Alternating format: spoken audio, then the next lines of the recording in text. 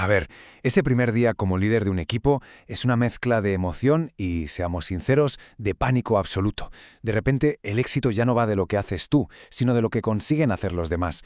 Hoy vamos a meternos de lleno en ese laberinto inicial, vamos a ver los errores más típicos y sobre todo cómo salir de ellos mucho más fuertes. Venga, vamos a desentrañar este lío. Casi todos los nuevos líderes se topan con lo que se llama el choque de realidad. Es, digamos, ese tortazo de realidad en el que te das cuenta de que todas las habilidades técnicas que te llevaron hasta ahí, de repente, ya no son suficientes. Pasar de ser la persona que mejor hace algo a ser la responsable de que todo un equipo lo haga bien es, sin duda, el salto más bestia de una carrera profesional. Y es que aquí está el meollo de la cuestión. El error de base es pensar que ser líder es solo un ascenso, un rango más alto.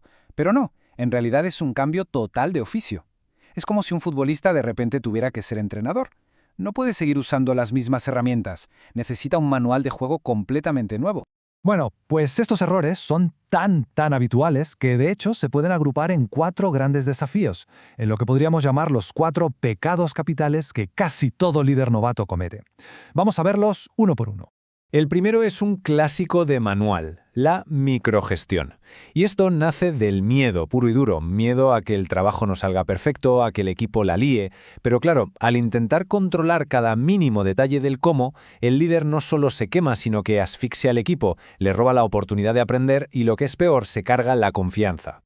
Luego tenemos al líder que quiere ser el colega. Esa necesidad de caerle bien a todo el mundo, de evitar el conflicto a toda costa.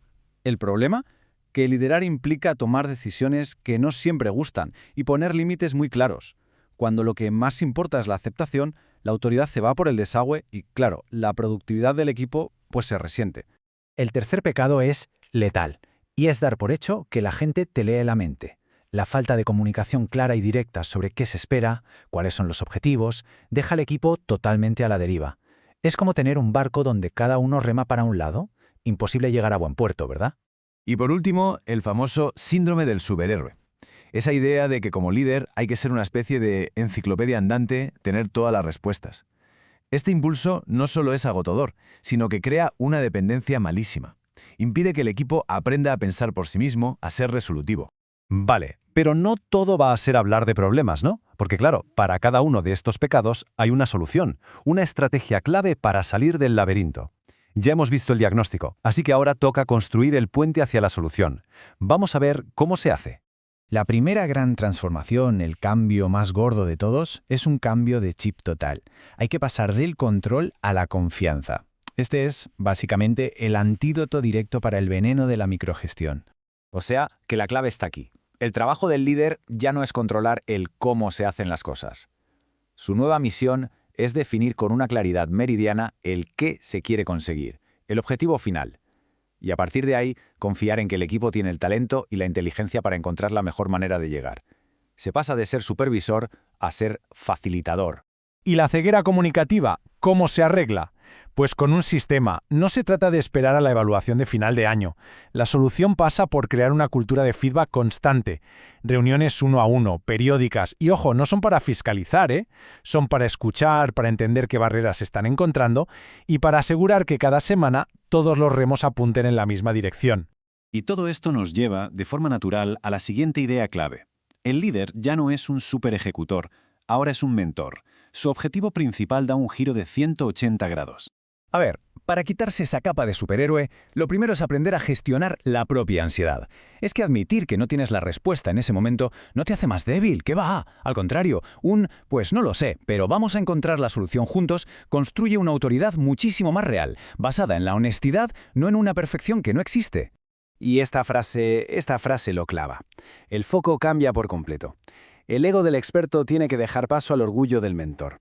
El verdadero exitazo de un líder no es su propia genialidad, no, es ver cómo la gente de su equipo crece, cómo desarrolla sus habilidades y cómo llega a su máximo potencial.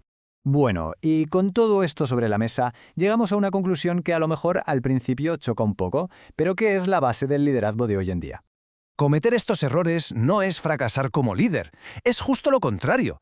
Esos tropiezos del principio, ese es tu gimnasio. Cada error es una clase magistral, una oportunidad de oro para corregir el rumbo, aprender y hacerte más fuerte como guía. Y esto al final es lo que crea equipos que funcionan de verdad. No es la perfección, es la autenticidad. Un líder que es humano, que admite sus fallos y tiene la humildad para corregirlos, no genera miedo, genera lealtad. Inspira a los demás a probar, a arriesgarse y a crecer sin ese pánico a equivocarse. Y con esto cerramos. La gran pregunta no es si habrá errores, porque los habrá. La pregunta es cómo se reacciona ante ellos. El liderazgo de verdad empieza por uno mismo, por la capacidad de gestionar el propio ego, la ansiedad y el fracaso. Así que la reflexión final es esta. ¿Cómo se materializa eso en el día a día?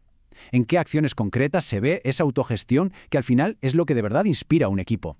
Ahí, justo ahí, es donde empieza el juego de verdad.